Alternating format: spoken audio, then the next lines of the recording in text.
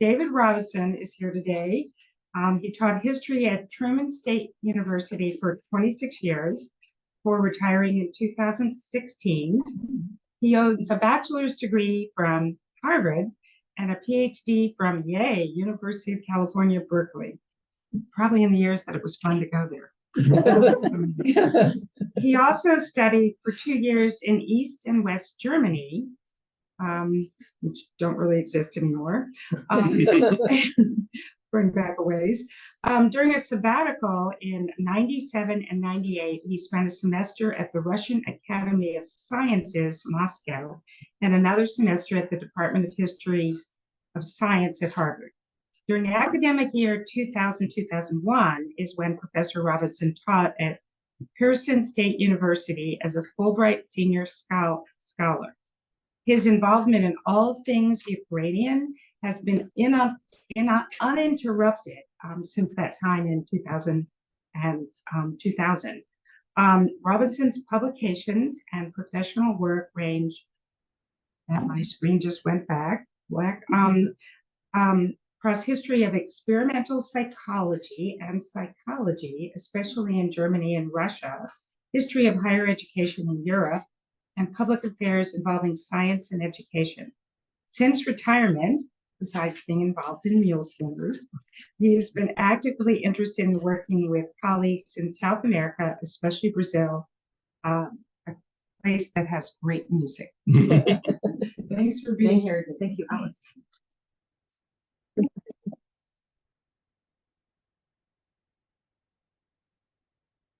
See if I'll share correctly. There were two choices. Perfect. Let's see if this was the right choice. Yeah, I think it was. Okay.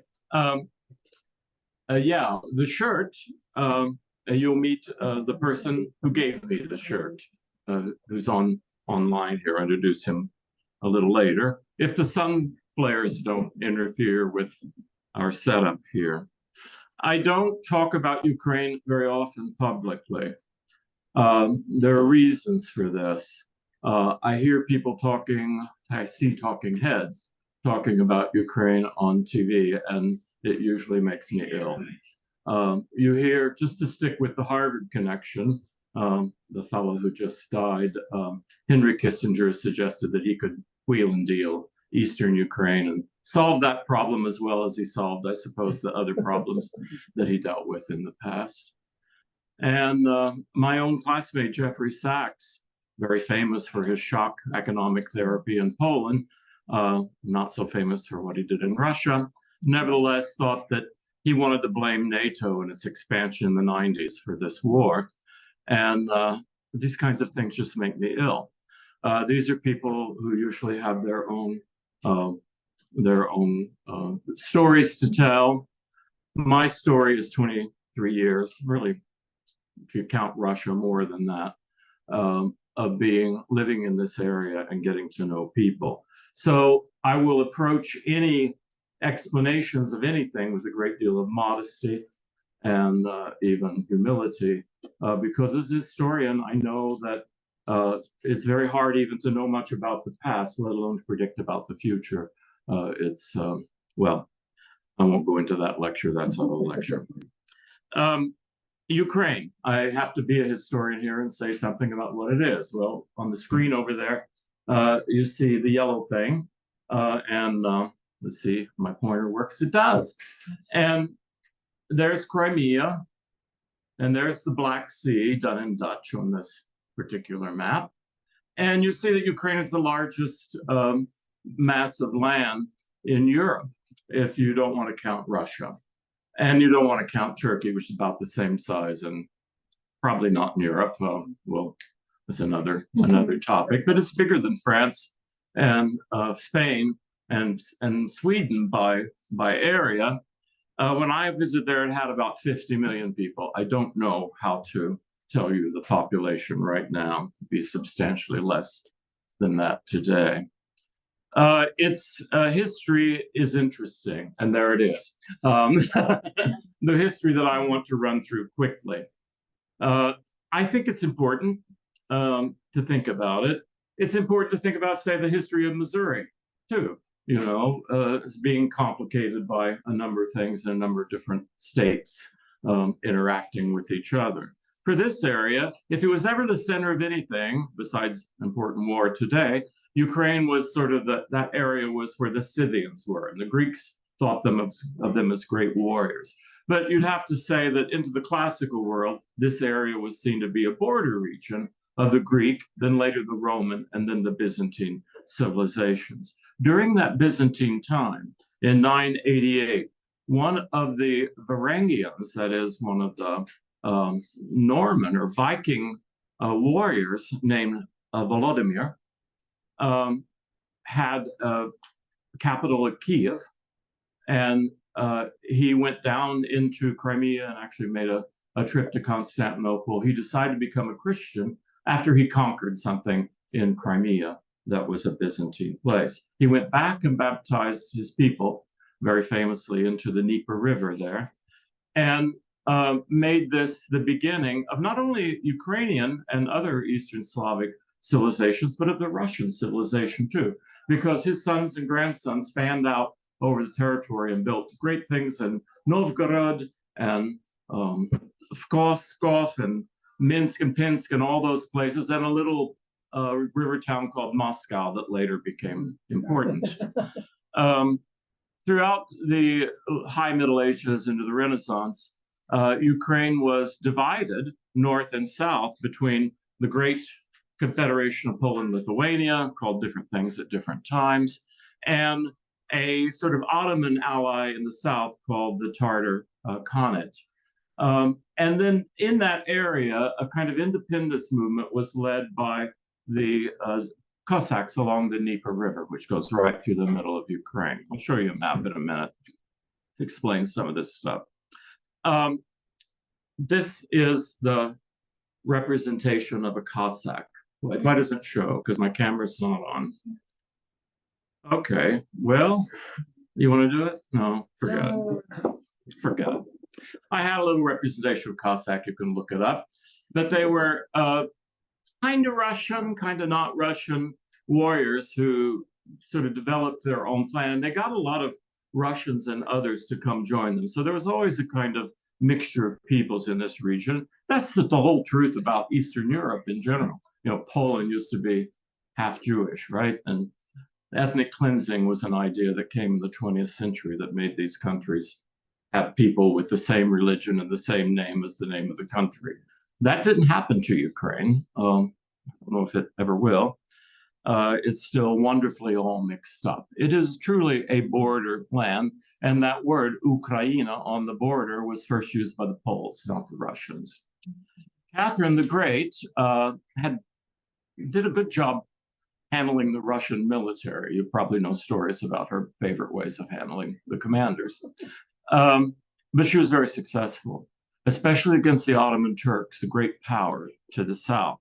And she ended up basically defeating their allies, the Tartars, in the south, and put Crimea and southern Ukraine into the Russian Empire. And since the Cossacks had become Orthodox Christians rather than Roman Catholics, the Cossacks kind of cooperated, kind of reluctantly. The Russians did not use the term Ukraine in those days. They called it New Russia, Novorossi, or Little Russia, Malorossi, to distinguish from White Russia, Belarus, to the north. Okay, so part of the Russian Empire, which had become very large all the way to, California for a while, and over to the taking over Baltics and other places. Also, Ukraine was part of this. For most of my life, I guess, part of some Russian Empire. There was a brief independence of Western Ukraine, if you want to look for the birth of the Ukrainian nation, after World War I, after the Germans were run out and the Soviets had not quite landed and they were busy with a civil war. But the Ukrainian Soviet Socialist Republic was reestablished and managed to keep Eastern Ukraine as part of the new Soviet Union. it suffered greatly under Stalin's collectivization. Actually, people in southern Russia did too. The farmlands had their food stolen from them so badly that the farm people actually starved to death and had cannibalism. That was called the Great Famine. And in Ukrainian, they call it the plague of hunger, which is a better way of putting it. It wasn't a famine at all. It was the Soviet government stole from them. So bad relations between the Soviet system under Stalin. Well, everybody had their complaints against Stalin, as you can well imagine, but the Ukrainians always had plenty of complaints against him. During World War II, when Hitler invaded and Stalin and Hitler had that non-aggressive pact, they decided they'd divide up Eastern Europe between them until Hitler changed his mind, of course, and attacked the Soviet Union. But in that period, Stalin managed to absorb Western Ukraine into the USSR. They had not gone through the collectivization, but the part of Ukraine that really actually speaks Ukrainian still today became part of the, let's say, the Russian power, Soviet Russian power base that late, 1945 or so. Before that, they'd been part of Poland. And someone who'd served in Ukraine, Khrushchev, he'd been a governor of Ukraine, became, the successor of Stalin, and he finagled the giving of Crimea to Ukraine. He had technological reasons for doing that, and maybe political reasons too, kind of as a booby prize, I guess, after what they'd suffered, and so he appreciated them. Ukraine continued to be, in the Soviet period, the breadbasket, of course, great farmlands, like our areas, Kansas to Illinois here, and great industrial cities, and great universities, centers of learning as well, all in Ukraine, better than anywhere except Moscow and St. Petersburg, I guess, in the Soviet Union. But it wasn't a great technology, as we know. Most of the lies told to my government about how the Soviets were ahead of us and all that were, in fact, just lies. And Chernobyl was a terrible disaster that happened in Ukraine, probably affected Belarus and maybe even Sweden, worse than Ukraine, but everyone was pissed off, not so much that such an accident happened, but the way the government handled it. And this was, just when Gorbachev was trying to make all these reforms and everything was falling apart. In the United States, Ronald Reagan said he was destroying the Soviet Union. Best thing to do is just stay out of the way and watch it collapse, because that's what happened. And in August of '91, Ukraine and Belarus, and of course all the Baltic republics, declaimed independence by that time, and the Soviet Union totally fell apart within a month or two. And this is a sort of political map of Ukraine.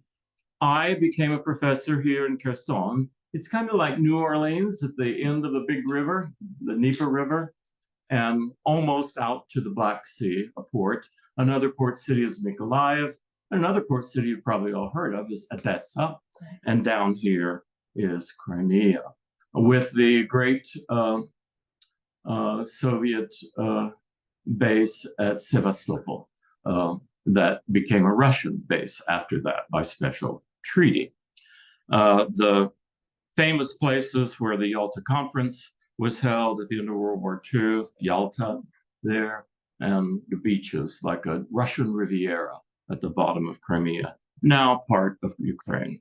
I traveled most of Ukraine during that era, and traveling on these trains, as I'll show you, was really, exciting and kind of put you back in the day. If the train station was where I'm standing, if you look out that way, it goes off to Crimea, turn left to Moscow, back the other way to Odessa. It was a great rail center. And after I came back and stayed in Ukraine, almost every summer I would visit Kherson, kept my relationships with the university, the people very much, adopted a boy from there. Some of you met my son, Kirill, who now calls himself Leo.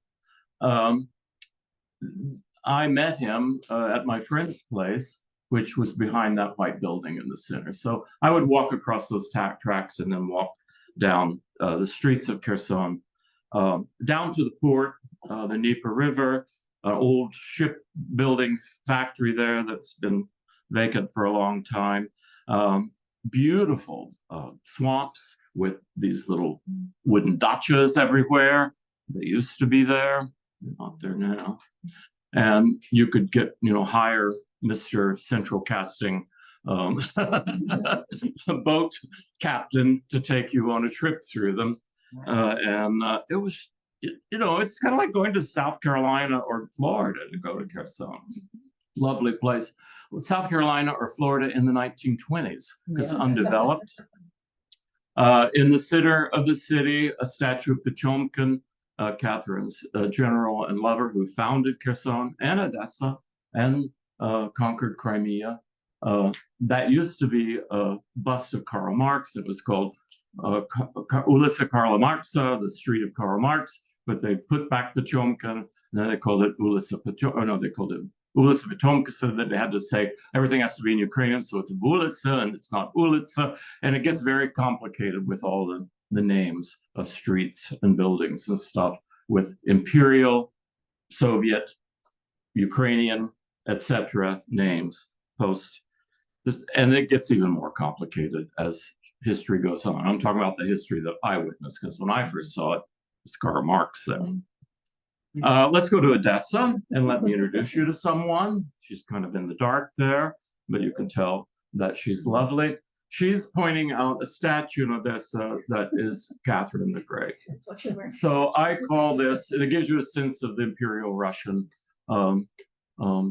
architecture at the time, Odessa. So I call this picture Catherine the Great and Uliana, who's not so bad herself. And there's Uliana with her daughter back in Kherson. Uliana was not from Kherson, she's from Kharkiv, but her husband, Max, is from Kherson, and he was one of my students. So we were visiting there. This is a Soviet memorial, very typical kind of Soviet memorial, called Glory to the Soviet Union, or to victory over the Germans, I suppose. If it's still standing, it's called Glory to Ukraine now, I'm sure. And there is Max and his little daughter when we were there, showing you one of the parks in Kherson where you're overlooking the river. You can swim in this river besides boating through it. It's a wonderful place. It was a wonderful place. I lived, when I worked there, around the corner from this. Can you imagine what they called that house? The White House. And it was actually the state capital for the Kherson region. And in front of it, nobody thought about doing anything about it. It was a statue of Lenin from Soviet times. Just like in every place all over that big Soviet Union, there would be this kind of architecture. But by this time, it had become a kind of meeting point for young people. What are they doing? They're drinking beer, smoking cigarettes, and taking advantage of a nice sunny afternoon. That was 2013. 2014, something had happened. Yeah, not independence. One of their revolutions, and I'll tell you about two revolutions. So 2013 to 2014, that big change. It had become an altar where no one is going to be drinking beer and smoking cigarettes, because it's, I'll give you a close-up. It talks about glory to the heavenly 100 people who died in Kiev, and a whole explanation of the things that happened. It has the Vyshyvanka that you see behind me, the colors. Sometimes there are other colors, but the red and black are very common. I'm wearing the blue, by the way, from another city. This kind of typical Ukrainian embroidery. And I want to make the point, this is male. The women use different colors and different decorations. This is typically male, in case you wondered. Another thing that happened before I got there in 2014 in the summer is this thing on the right. You're wondering, with this airplane, you might remember the Malaysian airliner that was shot down in eastern Ukraine. I had flown into Kiev about 3 weeks after that happened. And of course, I'd been urged not to fly into Ukraine, but I did from Helsinki. And this poster, if you want to know what it says, it's Ukraine is in mourning for the people who died there, obviously. So something big happened in early 2014. I was there in September, maybe October 2013. And before I go to what happened, another map of Ukraine. Remember, I told you that Crimea was given to Ukraine. Well, one reason that Khrushchev thought that was good is because of this dam here that dams up the Dnieper River at a place called Nova Kakhovka, very close to Kherson, and has a huge reservoir that bring electricity and water not only to the Kherson region for agriculture, but to this desert-like region in Crimea for water and also electricity. So in those days, Khrushchev was thinking, Crimea, even though it's like a playground of rich Russians, it's got to be part of Ukraine administratively. And that explains. It also shows how the Dnieper River from Chernobyl up here through Kiev, all the way down is the center of Ukraine, and how Western Ukraine is kind of this appendage that was added later. And yet it's in Western Ukraine where people actually speak Ukrainian, and always did. Now, when I came to Kherson in 2000, very few professors in the university could speak Ukrainian. In our administrative offices, which I help with, we not only put things out in English, but we had to put things out in Ukrainian. And it just, they were hitting their heads trying to do that. That was in 2000. It's different now. Now, Ukrainians in 20 years became bilingual in their education everywhere. So it'd be like being, somewhere in Texas or Southern California where people use both languages depending on what the area is. Bilingual, Ukrainian and Russian. And Russian. Yeah. When I went in 2000, they said 85% of the people are having breakfast speaking Russian, but some of those will be using Ukrainian in their work. But now, of course, I know people, couples who are totally of Russian culture. When their children are born, they decide they will only speak Ukrainian. So something has changed. Well, obviously something has changed in the past 2 years, but I'm going to argue that the thing that really changed was about 10 years ago. Up to that point, Ukraine could have been what I always hoped it would be, a kind of the borderland, the transition between helping all of Russia see the light, to my way of thinking, right? Our way of thinking. When I went to Russia in 1997, Russians were ready for change, ready for democracy. It was going very badly, by the way. And Vladimir Putin came in with great reforms. But by 2008, after he'd been in power 8 years and it became clear he was never going to leave, things started changing. Also, by that time, he began to amass huge amounts of oil money to finance his way of doing things. So this is what I've lived through. I showed you Crimea and why. Let me take you to Crimea and tell you why I love it. Get on the train, travel much longer than you need to. The trains are slow. But finally, you arrive in Yalta. There I am on the boardwalk, ready to meet my friends. And they have palm trees. And like I said, it's a lot like the Carolinas. Yeah, palm trees. The only palm trees in Ukraine are in the southern part of Crimea. And they can bring in the big ships. There's fairly big ships. Many of you know that's fairly small one as they go. But it was coming along, but mostly Russians. I asked a cab driver once how many Americans he'd ever seen in his cab, just by chance. And he said, "You're my first one." So, wow. It's a Russian place, right? And they have a lot of these old palaces built by the Tsars. This is actually for the first governor after the Vorontsov Palace. Beautiful places.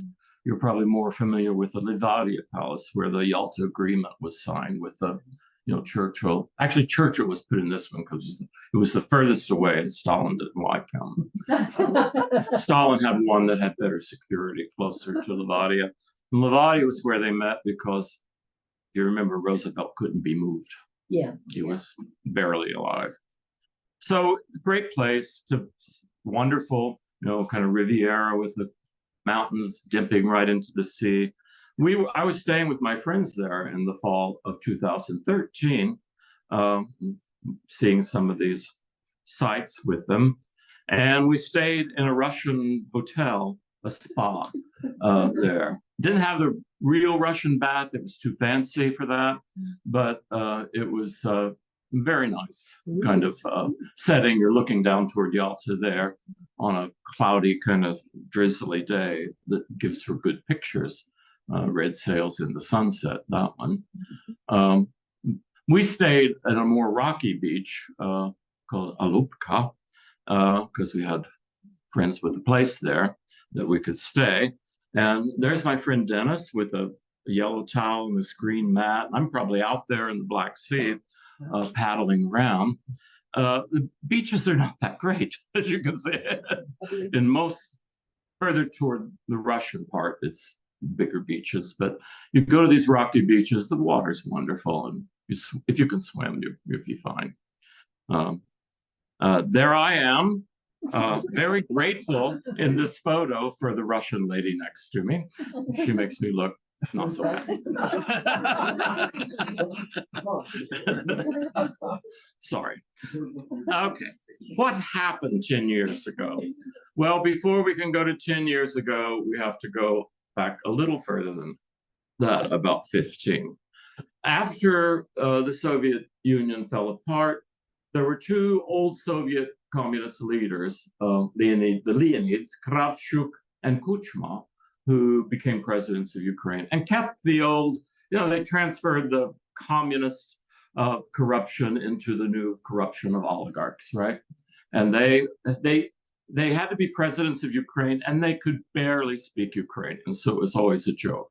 The president can't speak our language. Now, those of us who remember the Bushes or even Trump could, be a little sympathetic. The president can't speak our language, but I mean, these guys spoke Russian, and with their Ukrainian scripts were always corrupted by Russian.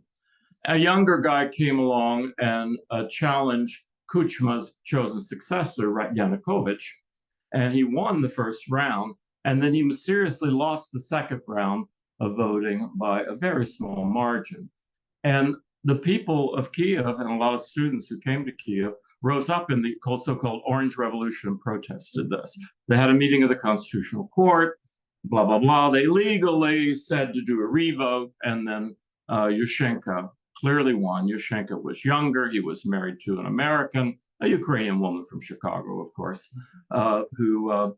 and he could speak English very well. And even though he was from a Russian speaking household, he spoke Ukrainian because he was well educated. The other people were not. He did not have a very successful, it seemed to be a great revolution, the Orange Revolution. It wasn't very successful. The oligarchs were strong. Even his prime minister, Yulia Tymoshenko, she and her husband were deep in it. The oligarchy corruption. And there were problems with corruption that Yushchenko would kind of wander off to building memorials to the Holodomor, the famine, and he'd be very philosophical. You might think of him as a Jimmy Carter kind of guy. Also, if you remember his face, he was poisoned as he came in. So it's like, this is where I hung out, right?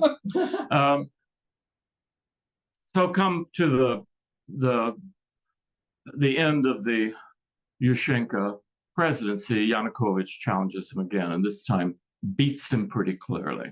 And Yanukovych, again, from the East, doesn't speak Ukrainian very well, chosen successor of the old guys, Kuchma, Kravchuk. It's his time. He's just terrible. And he tries to walk the line. At one point, he's getting ready to sign a trade relationship with European Union. They're going to get a special trade thing, the Ukrainians. And then all of a sudden, and by this time the Chinese are doing their Belt and whatever road thing, and voila, Vladimir Putin suddenly says, "Oh, we're going to have an Eastern thing, and Ukraine can't sign the one with Europe." I mean, we think that that's what he whispered to Yanukovych, because Yanukovych all of a sudden refused to sign this thing with the EU and made it clear that he had gotten some orders from our friend Vladimir in Moscow. Time for another revolution. Oh, here's another map before I go into this. Up to this point, you could do Ukrainian politics. It's almost 50-50 evenly divided, right? By language. In the West, less than 50% people speaking Russian. In the East, less than 50% people, sometimes less than 5% of the people speaking Ukrainian. See, that's on the top. And this is the way they voted on the bottom. Actually, a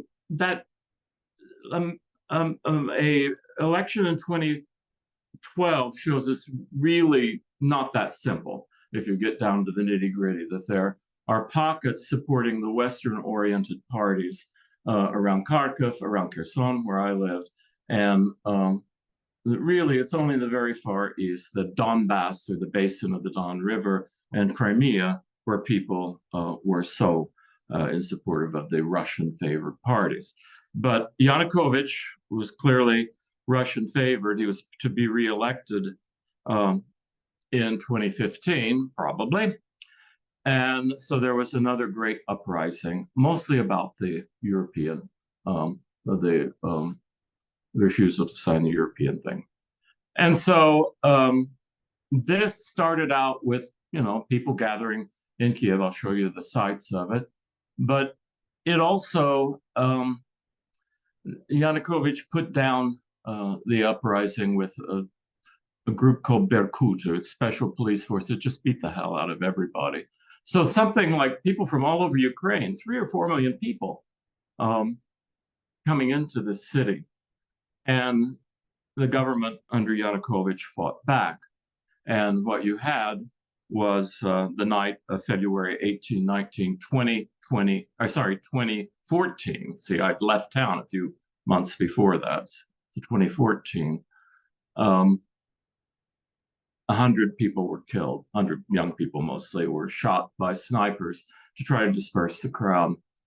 It didn't work. A couple days later, Yanukovych couldn't be found. It turned out he'd escaped. His supporters deserted him. He was gone. And so they put together elections pretty quickly. The great boxer, one of these twins boxers, the Klitschko brothers, was elected mayor of Kiev, and he still is mayor of Kiev. Petro Poroshenko, an oligarch who was kind of an honest one, at least that's the way he put himself forward, and he was going to challenge the Russians too, was elected president among the choices. He let Yulia Tymoshenko out of prison, where Yanukovych had put her, and they called this the Revolution of Dignity. And this was the thing that probably pissed Vladimir Putin off, that his guy got run out of town. He should have been pissed off at the guy, actually, and not at the country. And this was the second time that they'd done this, and that this is not the kind of thing he wants happening in his backyard, this kind of popular uprising and change in government.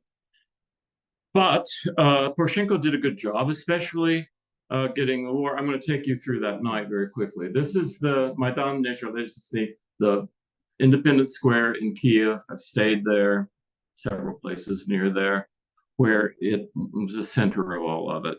And these are the big crowds. Why isn't that showing up? Yeah. That you probably remember on TV from that winter.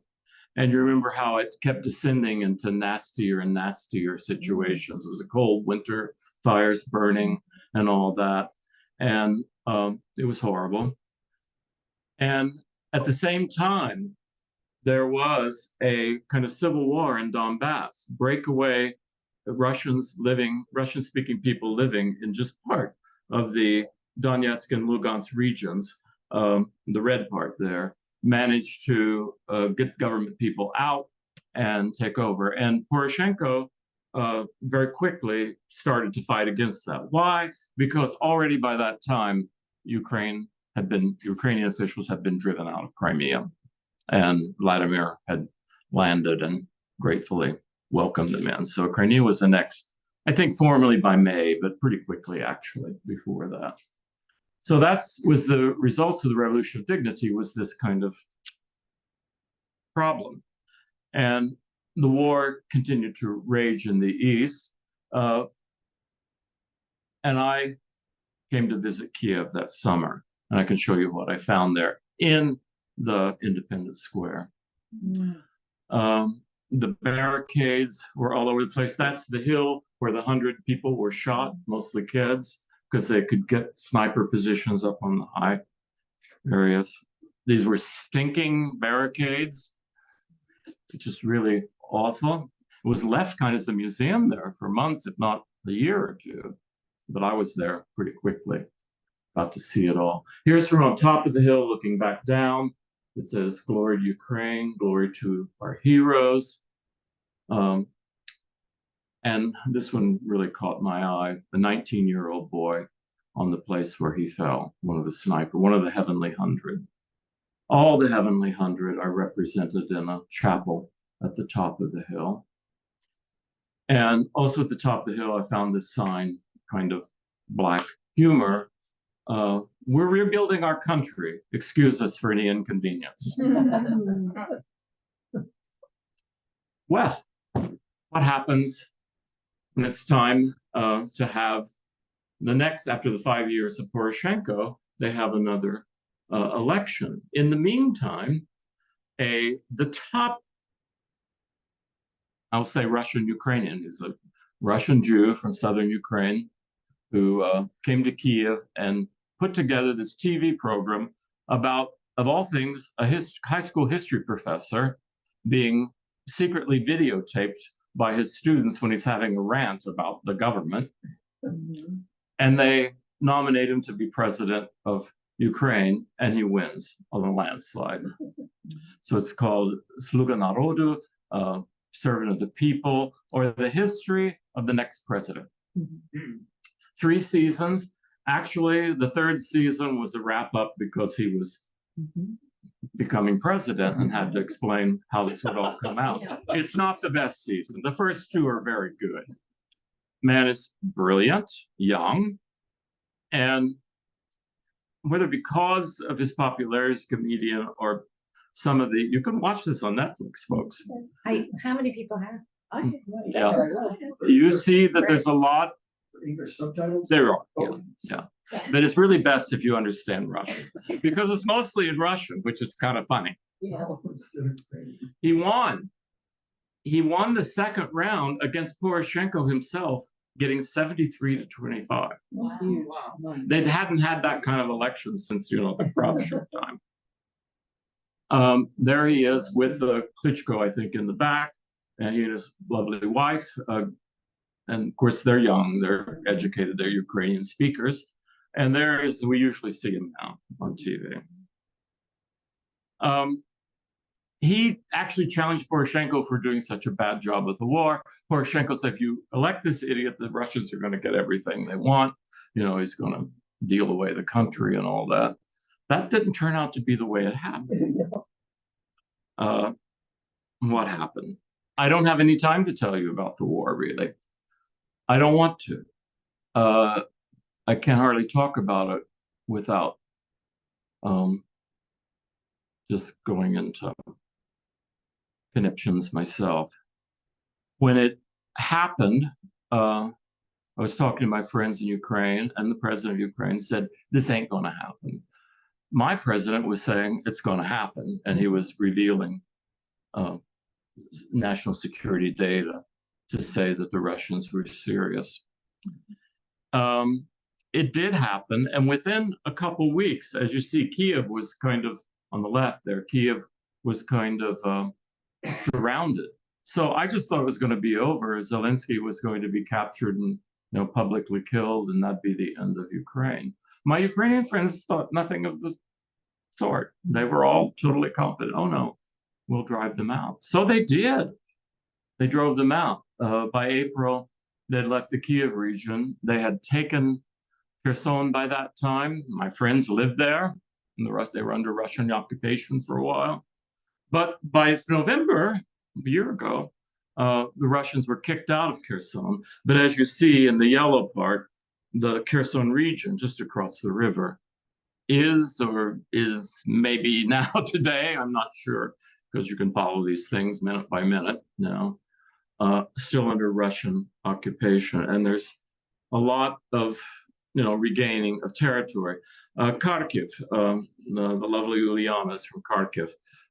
That was completely surrounded by the Russians and controlled by the Russians for the longest time. They were moved out of that too. So there was a big Ukrainian resistance to this, but the Russians keep wanting to hold that land bridge to Crimea. And after a land bridge Crimea, there's of course not going to be any hope for any port in southern Ukraine. And you can't imagine what a sorrow the next day, when the night of June 6th, that dam was blown up, and all that water that had been so valuable for southern Ukraine and for Crimea went shushing down through my beloved city of Kherson. I mean, I couldn't watch this pornography on that war. I just picked up a few pictures today, so you can imagine what that was like. And my son's aunt, she was on the 4th floor. She did okay, but later her building got bombed by the things lobbed from the other side of the river. My other friends across the bridge, this bridge that's been blown up, across the bridge from Kherson, the one big bridge near there, that whole town was wiped out, an important city. And this is what they dealt with for several weeks there. I need more Ukrainian field work. You see now where the colors of the flag come from, don't you? Well, it's usually wheat rather than sunflowers, but me, I like the sunflowers. I can't wait to get back. I don't know when I'll get to see Kherson. I might sneak into Western Ukraine next summer if my family will let me. That would be lovely. Right now, though, in question time, I want to introduce you to one of my students, Max Karpiuk, and tell a little story involving his children, pictured here below. I was talking to Max about the war, the problems of the incoming war, and Max, like his president, said, "Oh, no problem." And then he calls me back the next day. He says, "Well, it happened, didn't it?" And I said, "Well, yeah, Max, I was telling you about that." He said, "The kids are at their grandparents'." I said, "What?" "The kids are at their grandparents'. They often weekend in Kharkiv," which was surrounded by the Russians, right? I said things to Max that I won't repeat because I was embarrassed that I said them. But When you said them in Ukrainian, so we wouldn't understand. no, Max always speaks English to me, and he'll speak English to you in a minute. No, I mean, your kids, that kind of thing.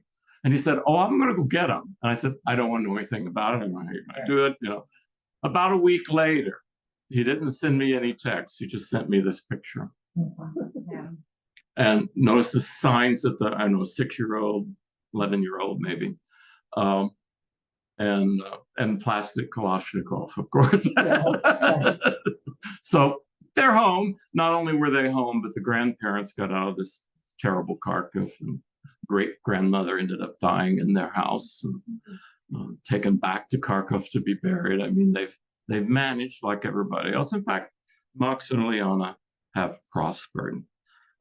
Now, I think that's the end of my presentation. I'll bring it back. If I have to, Max, uncover yourself, please. Hello, good day, everybody. I want you to field questions from people, or you can ask me questions, and ask me or Max any questions you want. Where's Max located? Max lives just to the west, or just to the east, the road toward Kharkiv in Russia, from Kiev, and the Russian troops almost made it to his house. They certainly bombarded in that area, and they did surround his in-laws and all that for a while in Kharkiv. So that's his location. This is our first international Muleskinners meeting, right? Oh, It yeah. is. I don't know. I could have brought in 40 of them if you wanted, but then the language thing might have gotten hard. Max, I happen to know, is solid.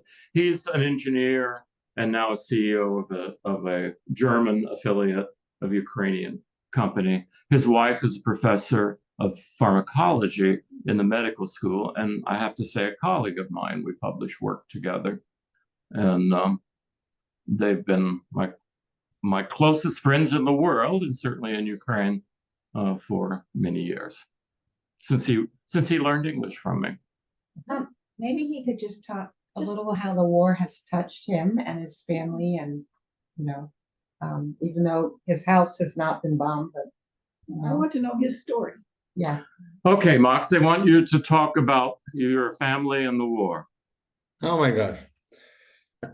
So, we should decide, should it be drama or comedy? Zelensky, right? So let's make some mixture to have a nice Friday evening because now it's 9 o'clock at night in Kiev. I just come back home and have my story for you. So the war,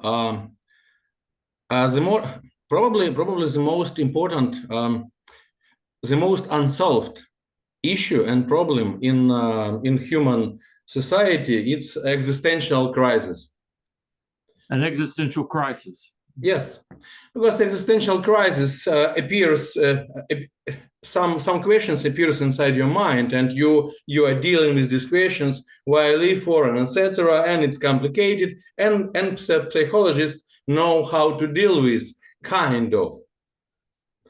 Well, we think about, the possibility of Trump being elected and think in those terms, but you're actually thinking about bombs coming down on your house. I said that existential crisis is a big deal in human society, in psychology, if it is inside out existential crisis. But imagine when existential crisis comes out in. So the war, it is an existential crisis when somebody else questionary your existence. It's true. Ukraine did nothing to deserve the attack from the Russians. They just decided that Putin decided he could do it, and it was a good time to do it. Actually, I don't think it was, as it turned out, but still, that's what they did. And for the Ukrainians, who couldn't believe that he'd be so stupid to do it, it is that thing. That is, I told you how you were caught in it, and everybody else was caught in one way. There's so many connections between the two countries, family and otherwise. 10 millions of Ukrainians has direct relatives in Russia. For example, I was born, my mother and father meet each other during university around eastern Ukraine, and then together go to east Russia, far away, close to China border, because it was cold and they get more money from Soviet Union. So they going to build a communism there. They have not succeed, but they made me, and this was really good benefit. So I was born in Russia. This is the joke. I was born in Russia. With this, I'm full Ukrainian, let's say this way. Okay. I'm going to stop you. This is the sharpness of the existential crisis, especially in Ukraine. Who else had a question? Asked about the Ukrainian children who are now. Oh, this is a question that has to be asked, and it is one that, especially after the last picture I showed, that's on people's mind. Are people in Ukraine aware of, and can they even manage to talk about so many Ukrainian children who have been transported, even from Kherson, into Russia? Mhm. Is it a question? That's a question for you, Max.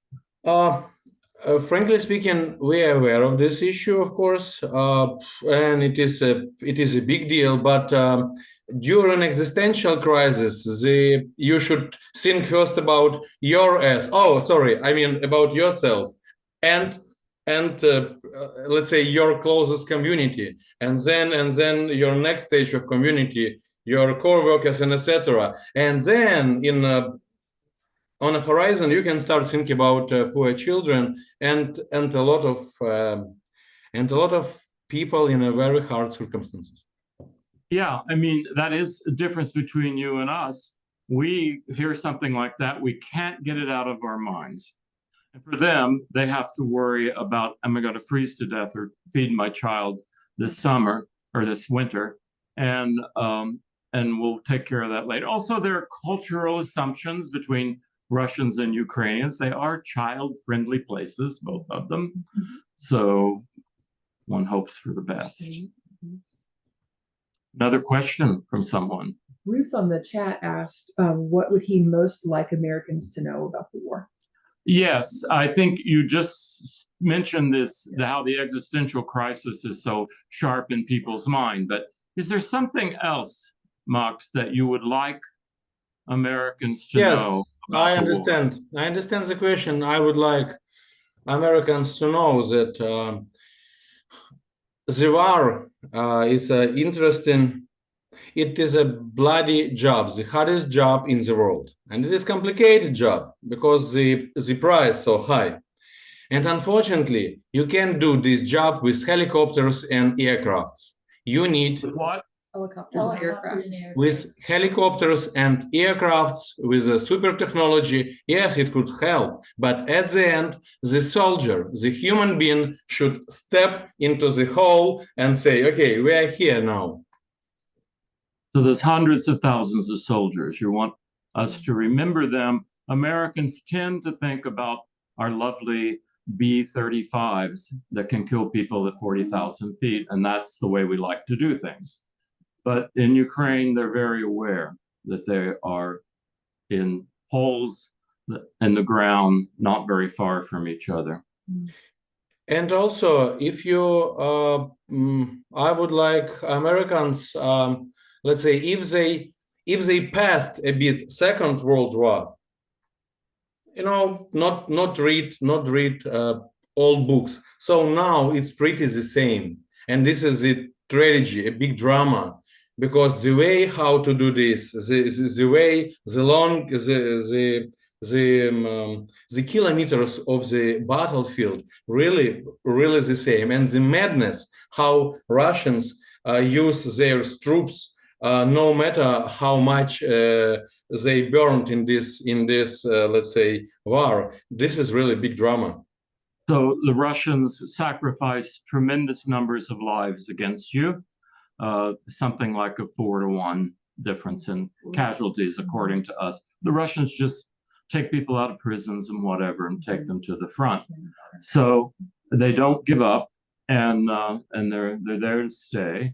Is the feeling, and the what else? What other point did he make besides the killings? The craziness, the level of and what the towns look like. What the towns look like after they finish these battles. It's like World War II somewhere or World War I somewhere in Belgium. I think of Kherson, of course, because I always wondered about rebuilding some of that old imperial. It's not very big, Kherson, but if you rebuilt the imperial structures, it'd be such a lovely port city, like Charleston or something like that. We have a question in the back of the room. Well, and wait, and sorry, one more thing. One more thing. What do you most want Americans to know about war? With 5, I don't count how much money you invest in us. I'm not how much, let's say in millions or in percentage from our budget. I don't know. But I would say that thanks for this money, I am alive, and I'm so thankful for taxpayers of all America, because I am alive, my children are alive, The Yeah. tanks stopped in 5 kilometers near my home, full Yep. field Very with close. a lot of different people. We just moved to my house like in a Rukavichka in the story from my childhood, when everybody come to one place where they can sit because it is warm, it's light, and etc. So thank you. At the time the war broke out, Max had just bought a house and a yard. He'd been living in an apartment building before. This was convenient. He could host a lot of refugees. Okay. So specifically, in reference to the conditions of the combatants on the ground, are we waiting for the Russian army to collapse, to go into mutiny? Is that how this war is going to come to an end? Because I'm just going to say I have followed it closely enough to say the predictions of failure by Ukraine are bearing out, that having failed to force the Russians out of the eastern part, Putin will be able to come back next spring and it will be a slaughter. And so the question is, should we be talking about negotiations to save people's lives? Are we gambling for the Russian army to collapse?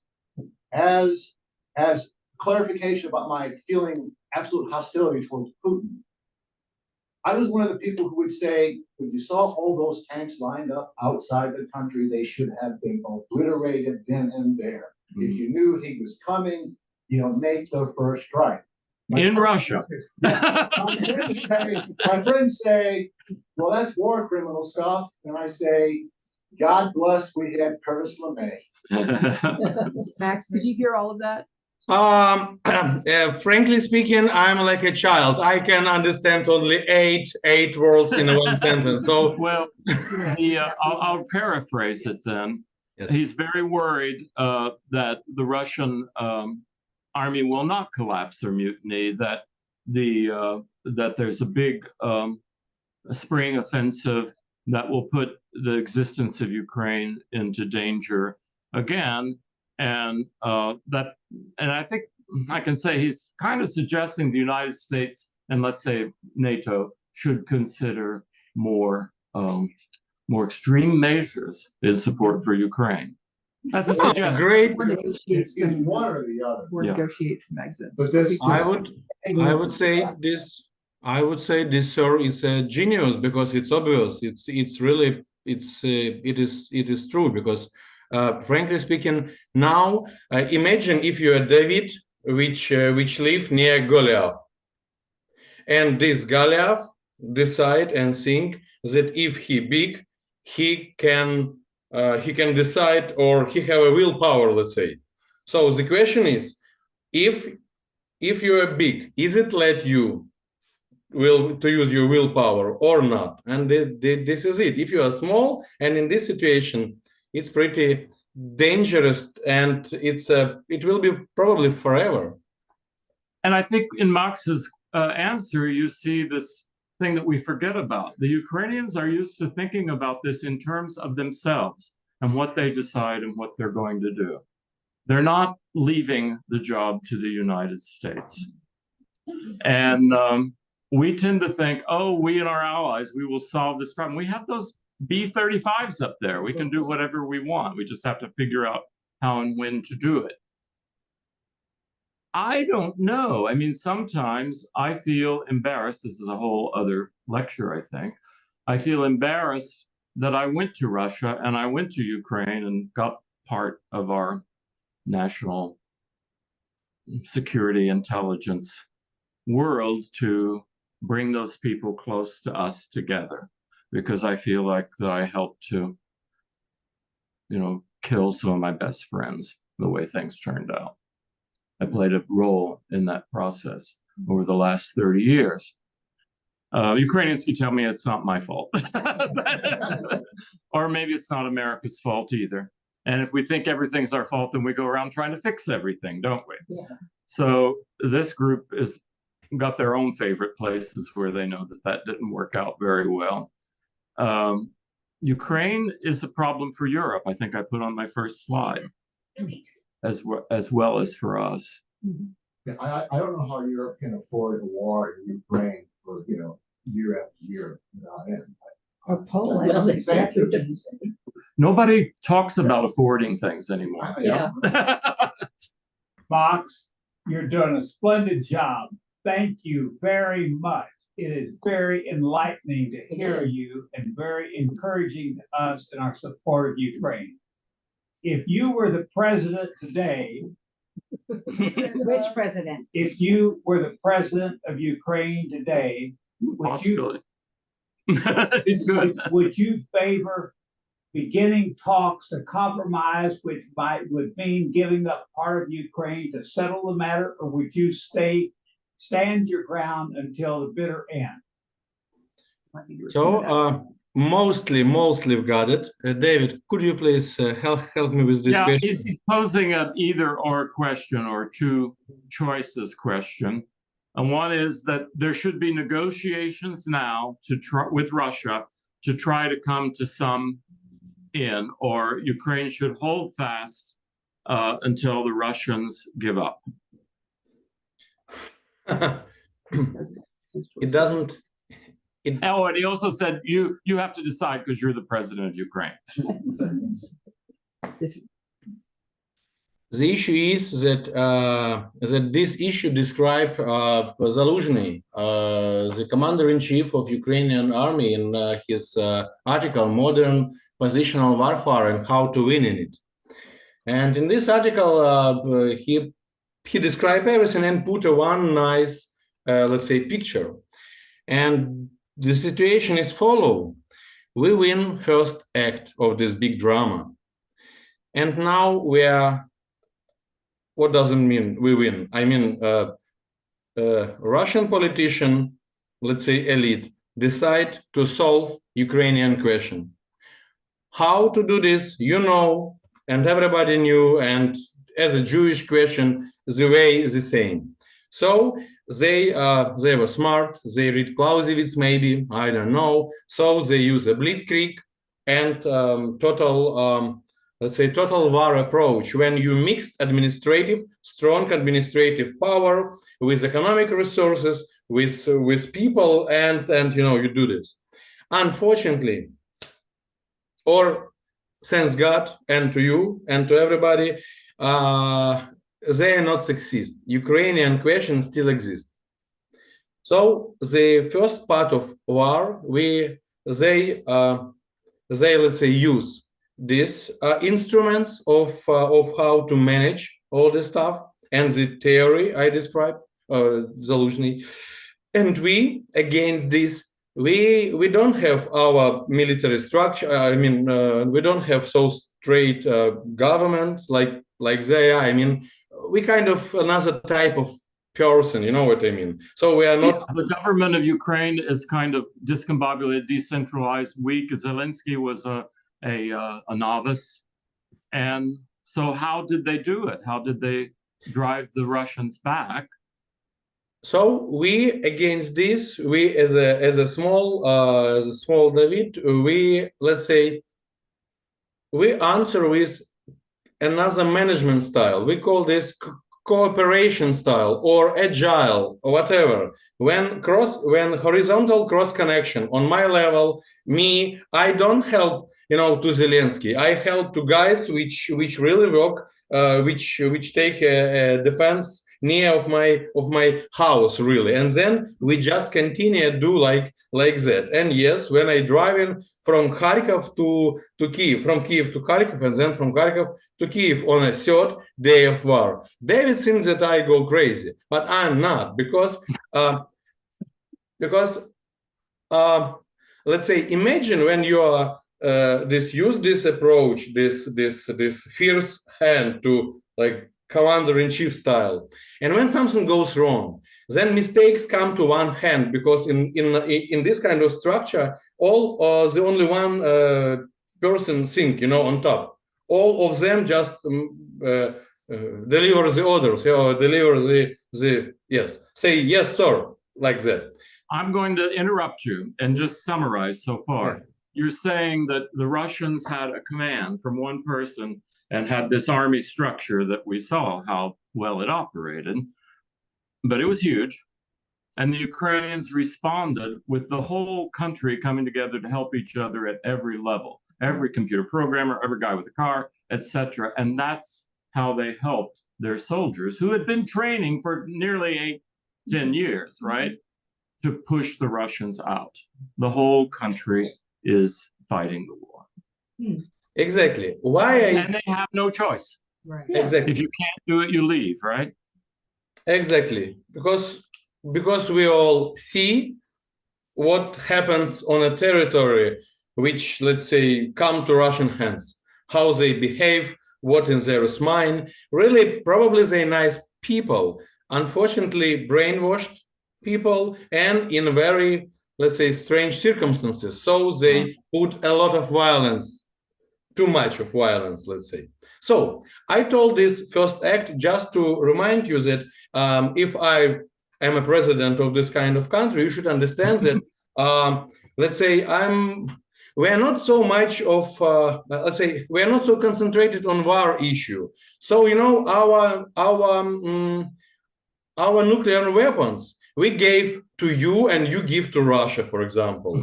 Our tanks and etc. Our bombs, which we now facing. The Budapest Accord. Yes, we gave to Russia back because, you know, we are more interested about how to grow the corn or how to make some nice IT stuff, because this is our, let's say, style. So in this kind of situation, now we come to a second act of our big drama. So the first, this second act called positional nature, positional war. Before this, it was maneuver nature. And now So the story is follow. Blitzkrieg from one side, we can't afford Blitzkrieg the same, but what we can do, we can jumping around and dancing around and do a lot of things and be in a very intelligent and smart way, because we don't have much people, we don't have much military power. We are really never trained to do this, because they have, in my family, the half of my family is Russian. Yeah. I mean, from one side, because it's Kharkov, it's close to Russia, and I easily can find Russian relatives if I want. So if I will be a president, I would say, of course, it depends what we want, but if we want to stop war as fast as possible, to let's say, yes, to stop war as fast as possible, because each day, let's say, give damage so much the land, the earth, the humans beings, the souls. So better, of course, let's say, use adequate military power fast, and it is very, very easy. Of course, everybody afraid nuclear conflict, but it is. I don't believe in this stuff, really. And the Ukrainians don't have the responsibility to think about the nuclear question, right? Exactly. They don't even control their nuclear power stations right now. Yeah. So that's our problem, not theirs. So to tell long story short, it depends. If I will be a president, it's really good to decide what to do. But first of all, you should know what is in your kitchen. And if in my kitchen will be enough everything, then I will use power. And yes, I don't think that negotiation with somebody who wants to rape you, really raping you, let's say it's a good time to start negotiation. Let's say after you stop this immediately, and this guy will lay down on the floor with some officer, and then you can start negotiation, understand his situation, assertive negotiation, and etc., and all the stuff about humanity. Yes, but after, to stop process, you need power. Yeah, I mean, you've gone where I hope we wouldn't go. But I will offer a kind of suggestion and answer this question. It appears to me the only way to save Ukraine at this point is somehow to take advantage, not of a Russian withdrawal, but of a Russian weakness at some point, and simply slam the NATO Iron Curtain down. I mean, you already look at Finland, has done it, up there. And NATO just comes in and, and dares the Russians to come over that. That's like the only way I can see. The other way is, of course, for the Putin regime to disappear or fall down. And we don't know what would make that happen because we don't know what's going on in there. We didn't know about the Soviet Union falling down even that much because the CIA kept telling us the wrong things. So these are scenarios that I don't like to think about. I didn't like to think about, obviously, the one that happened. And yet here we are stuck talking to you about them because the issue of aid for Ukraine is coming up in our Congress right now. What about China? What about it? Are they helping? You think China is going to support Russia? Is China going to come in if Russia starts sliding? And China give Russia all the help they need to take over Ukraine so they can take over Russia? Well, I think. Go ahead, Max. What do you think? Frankly speaking, bad guys. Why they are so efficient? Because they, let's say, don't read a law and don't waste the time. He just throw away the law and very fast cooperate with each other and do the things what they want. What does it mean? It means that European Union, United States, trying to find bullets and all these rockets and etc. But Southern Korea, North Korea. North Korea already find a lot of weapons and sent to Russia. Drones and etc. already gone to Russia. Drones from Iran already in Russia. So they are pretty nice, very nice operating. And now in the first time, in the first, let's say, first act of this big drama, we invent the drones. What I mean, we invent the drones. It is a most popular hobby in Ukraine. You can use drones to make a nice shooting of celebrating, celebrating, or you can go to mountain to see something. So it is a big deal for us, and everybody you use it. So we have a lot in our hands. That is why in the first act of this drama we use it a lot. And Russia not so. Why? Because the sky closed in Russia. They can't. They don't let people to use drones because they're afraid the people will see how good life they have in their fence, inside of their, let's say, territory where they live. Yeah.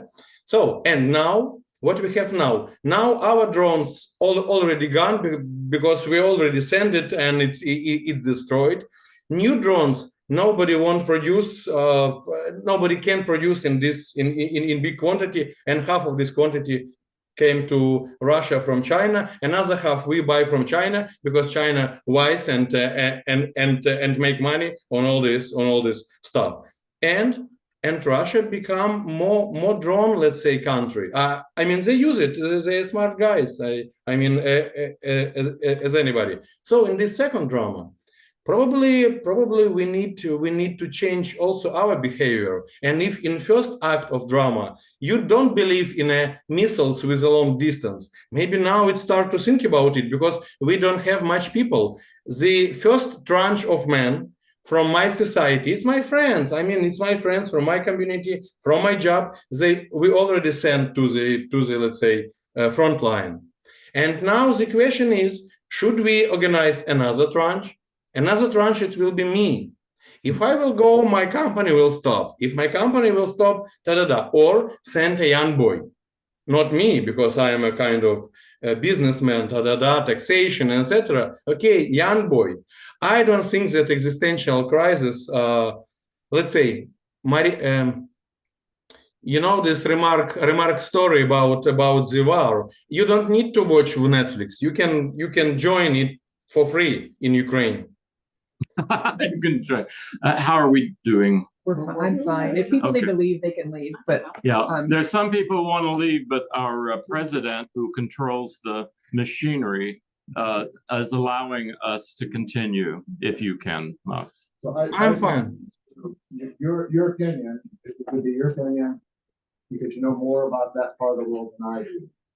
If Putin somehow were deposed, would he be replaced by people who have his obsessions? Or are there people who are more rational than he is, who would recognize that this is helping nobody? I'll try to. I've studied criminology from almost from the 60s, and the problem always is that it was an ology. Nobody knew shit, and the CIA usually had political reasons planted in them, or whoever got the CIA reports got to. I mean, there's a sorting after intelligence comes in to give the reasons that the military and certain politicians wanted to hear, right? So I'm afraid that some of that is still true. This is why I always wanted to work in the national security area myself, because I wanted to put better people in. I think I have helped to put some better people in. But what do they know about Russia today? Not too much except Putin. So would it be by people like that almost happened with that Wagner guy, that they would try to overthrow Putin because he wasn't giving the military the right things so they could really do the war for Russia right in Ukraine? Or would it be with somebody who actually understood that the whole thing was the wrong way for Russia to go and to turn around?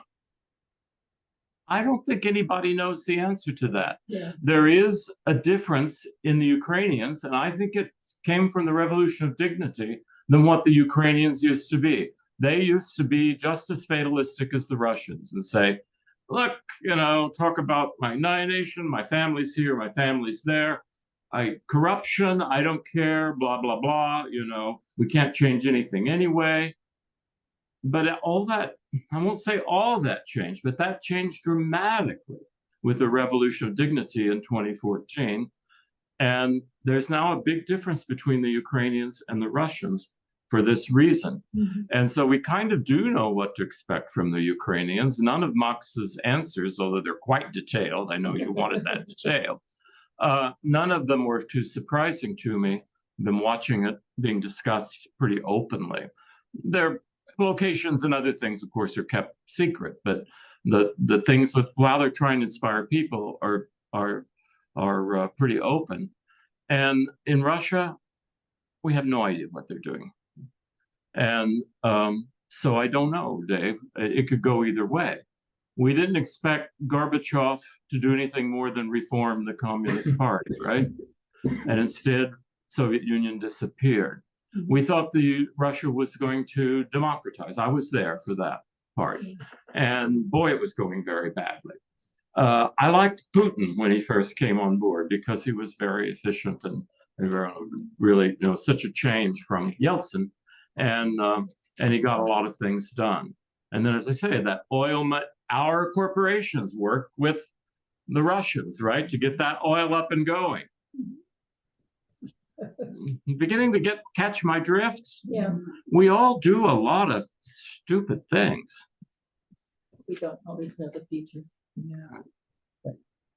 Do you think it would make a difference? Americans don't know history, maybe 5 years.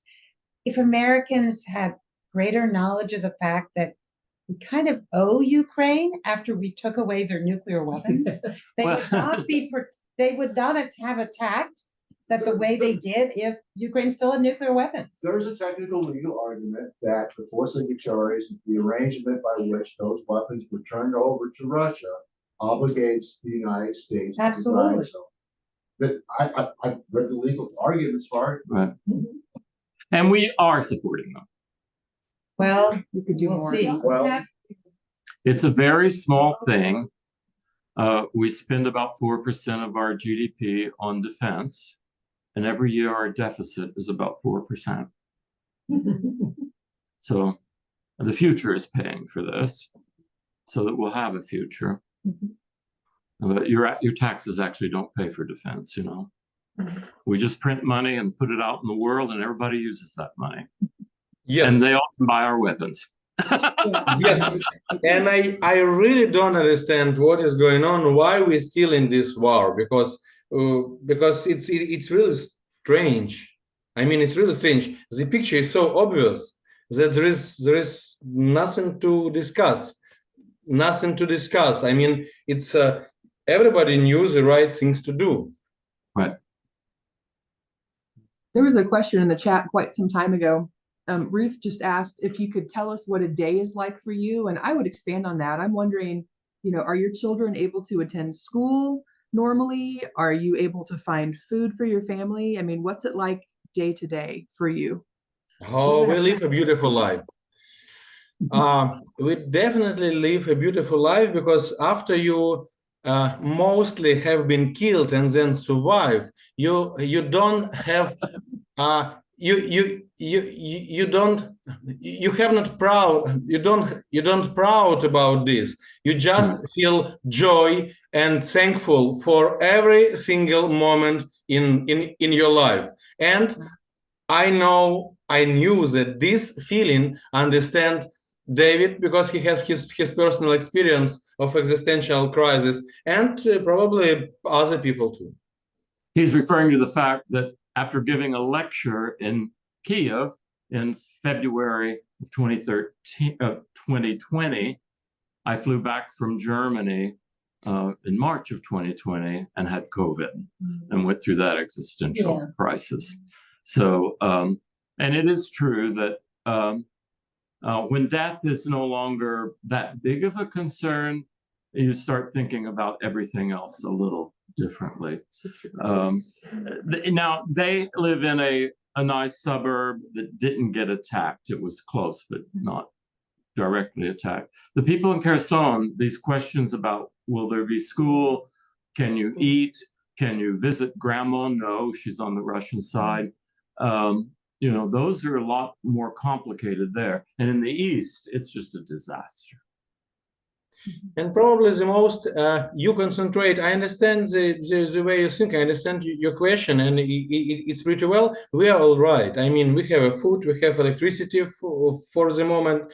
My children go to offline schooling, and both of them, we have we go to the job, we have offline, online, mix. So cafe, restaurants, everything is work, you can drink.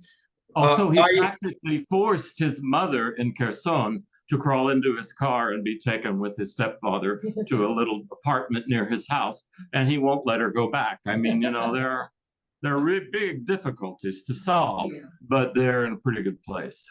But what probably better to think and ask, how we can, let's say, what about our, let's say, psychology status? Because when you live in this kind of circumstances, what does it mean? That you can hear ear alarm, and it means that you need to go to a shelter, for example, or you can hear the explosions because some drones fall down, or in the 5 o'clock in the morning you wake up because the PVO, the guys who shooting this rocket attack, it's called air defense system. So you can hear the explosion from air defense system, and now the anti-missile defenses go off and make explosions of their own. It's sometimes hard to tell, or you learn how to listen for the differences in our guns and theirs, right? Exactly. And you sleep doing, oh, this is ours, it's okay. So this kind of stuff pretty annoying, and really the fear, the war, it's a very bad, very deep influence on a population. Yes. Existential crisis, we discussed this, yes, already. This is really the way to thought about that, yeah, bam. But what is most important, it is a fear. So first fear, and fear is pretty stinky. So first fear come to your soul after you really imagine that the tank's pretty near to you. But then the tanks go away a bit. Yes, now it's 200 kilometers. But fear, it still exists. I mean, it's influence on you. How you use your talent, how you be, fun and energetic. If fear collapse you and freeze you, and this is the most, I think, after the death, of course, and all this violence and etc. Fear influence a lot on people and on economic, because we are not efficient, productive, not happy, and don't have joy. I mean, ordinary, simple joy of a simple, lazy day or just day. With Max's 2 kids, that's a little easier to do than you think. They are really vibrant, active, and wonderful kids. But, Americans look at that and say, well, those kids shouldn't even be living there. You should get them to Poland or something. And many families have done that, of course. And also imagine our streets. Now you're walking down streets and you see a lot of military guys, and it's good. But also what you see a lot of young and different people without head, without arm, blindless, and etc. Because they just fresh, they just did it. And this kind of note which really influence your day by day life, and it's an old story about when sailor go to a sea to find some big fish or waves, yeah. Who is in a most, let's say, who is in a worse condition? Sailor with wind, with big waves, with risk and etc., or his wife, which sitting at home and fear come to her soul because you understand my allergy. Living in fear, yeah. We get it. It's you're hitting right on on the right notes with this group, I think. I don't know. I'm not so familiar with this group. I just answer your question. Well, you're familiar with me, so you can trust me. It is true. It is true. Okay, we'll pan around the room and then we'll say goodbye soon, okay?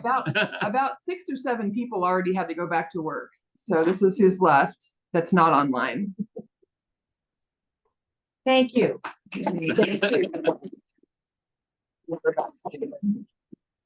Yes, I thank Max too. I remember that other speakers brought assistants along, so I thought I would reach out and find an assistant.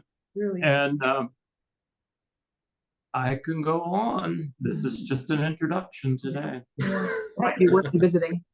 Do you think we need to be putting pressure on our congressmen and senators about money for Ukraine? Yeah, I think so. Especially Republicans, they need to know that that this is not a game. Josh Hawley is all ears. Yeah, I'm not sure about. Yeah, but we also have a House member. The Senate will go. I think maybe after this discussion, I don't always do it, we should all be reaching out to our definitely Republican representatives, because the House is the biggest problem.